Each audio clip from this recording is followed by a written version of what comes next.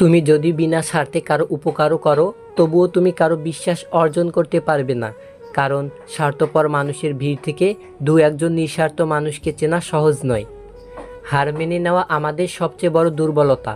সফল হওয়ার সবচেয়ে ভালো উপায় হলো প্রতিবার হার মানার আগে আরও একবার চেষ্টা করা।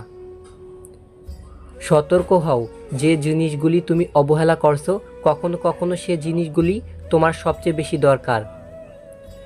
এই 4টি কথা কেরিয়ার পাল্টে দিবে। 1. জীবনে উদার হবেন, কিন্তু নিজেকে নিঃস্ব করে নয়। 2. ভালোবাসবেন, কিন্তু নিজেকে বিলিয়ে দিবেন না। 3. বিশ্বাস করবেন, কিন্তু প্রকাশ করবেন না। 4.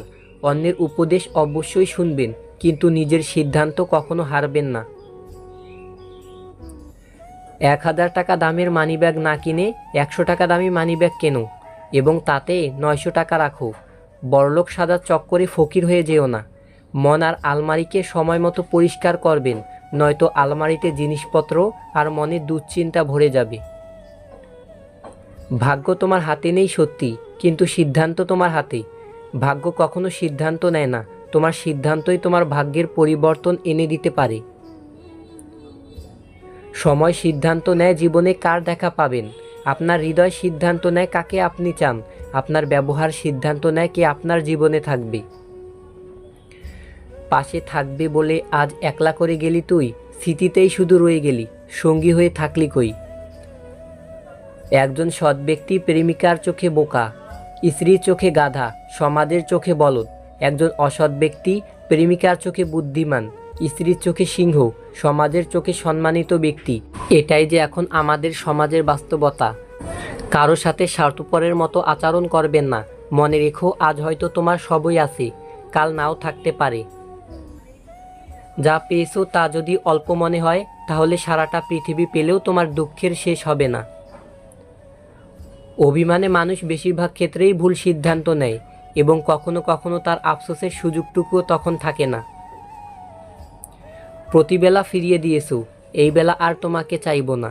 নিজেকে এমনভাবে লুকিয়ে ফেলবো আর কোনো বেলায় খুঁজে পাবে না। পুরো প্রকৃতিটা যেন স্বার্থের জালে জড়ানো। সবাই সবার জন্য নয়, শুধু নিজেই নিজের জন্য।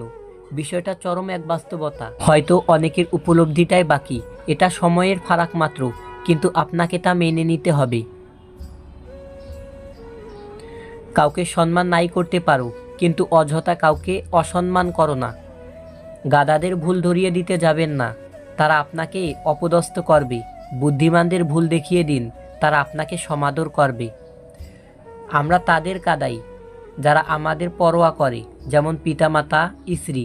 আমরা তাদের জন্য কাঁদি যারা আমাদের মোটেও পরোয়া করে না, যেমন সন্তান, বয়ফ্রেন্ড অথবা গার্লফ্রেন্ড। আমরা তাদের জন্য ভাবি যারা আমাদের কথা মোটেও ভাবে না, যেমন সমাজ। শ্বশুরবাড়িতে একটি মেয়ে তখনই নীরবে চোখের জল ফেলে যখন তার স্বামী তাকে সবচেয়ে বেশি অবহেলা করে।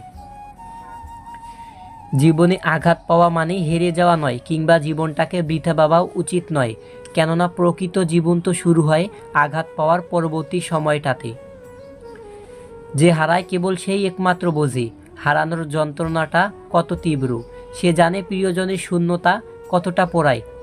সে বুঝে বেঁচে থাকা গেলেও ভালো থাকা যায় না, ভুলে থাকা গেলেও ভুলে যাওয়া যায় না। সম্মান তাদেরকেও দেখাও যারা যোগ্য নয়, কেননা এটা তোমার চরিত্রের প্রতিচ্ছবি, তাদের নয়। খুশিটা যদি টাকাতেই থাকতো, তাহলে গরিব মানুষ কখনো হাসতো না। সময়ের সাথে শোক আরও বেশি গাঢ় হতে থাকে। তার কমতি জীবনে প্রতিটি মুহূর্তকে বিষণ্ণ করে তোলে, আর স্মৃতি প্রতিক্ষণে জীবনকে করে দেয় এলোমেলো। তুমি যদি গরিব হও, সব লোক তোমায় ইগনোর করবে। তুমি যদি কিছু করতে চাও, সব লোক হাসবে। আর তুমি যদি সফল হয়ে যাও, সব লোক হিংসায় জ্বলবে। পরিবর্তনকে ভয় পেও না, হয়তো কিছুই হারাতে হবে, নয়তো কিছু অবশ্যই পাবে। ভালো মানুষ হও, কিন্তু প্রমাণ করতে গিয়ে সময় নষ্ট করো না। স্ত্রী বদমেজাজি হলে 2টি কাজ করুন। 1. তার রাগের সময় চুপ থাকুন। 2. রাগ থেমে গেলে তাকে ছেড়ে যাওয়ার ভয় দেখান। দেখবেন একটা সময়ের পর সে নিজেকে সংযত করতে শিখে গেছে। একজন নারী ধ্বংসের মূল 3টি কারণ। যে নারী স্বামীর সাথে জেদ করে, 2. যে নারী স্বামীর মুখে মুখে তর্ক করে, যে নারী মা বাবার কুপরামর্শে স্বামীর বাড়িতে অশান্তি সৃষ্টি করে। দুঃখ হয়তো একটা সময়ের পর কাটিয়ে ওঠা যায়, কিন্তু শূন্যতা নয়। তার চেহারা, তার কথা, তার সাথে কাটানো প্রতিটা মুহূর্ত কত কি, সবই যেন আস্তে আস্তে আরও জীবন্ত হয়ে ওঠে, সবই যেন চোখের সামনে ভাসতে থাকে। ভালোবাসা আর ভালোবাসার তফাৎ করতে না পারলে সারা জীবন ঠকতে হয়। কথায় নয়, কাজেই মানুষকে চেনা যায়। বর্তমান জামানায় এই শহরে বাঁচতে হলে পাক্কা অভিনয় জানতে হবে। যখন তোমার ভিতরটা পাল্টায় তখন বাইরেও পরিবর্তন আসে। কাউকে আলাদা করে অভিশাপ দেওয়া লাগে না। মানুষের দীর্ঘশ্বাসের সবচেয়ে বড় অভিশাপ। অনেক সময় পরিস্থিতি খারাপ হয়, মানুষটার নয়, যেটা আমাদের বুঝতে ভুল হয়।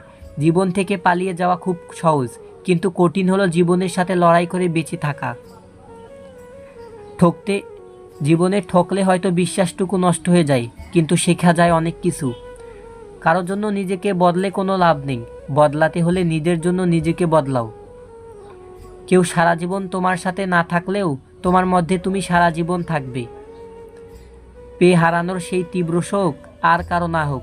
ভালোবাসতে গিয়ে বুঝলাম শুধুমাত্র ভালোবাসলেই কাউকে নিজের করে পাওয়া যায় না।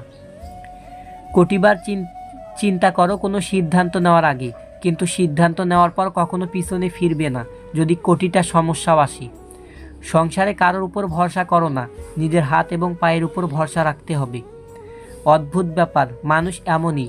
অধিকাংশ মানুষ 9টা উপকার ভুলে যায় আর একটা ভুল মনে রাখে।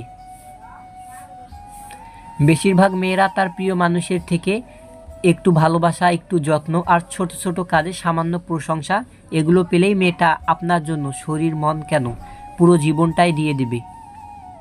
আফসোস তো হয় এটা ভেবে যে আমি আমার জীবনের সবটুকু সময় শুধু ভুল মানুষের জন্য উজাড় করে দিয়েছি।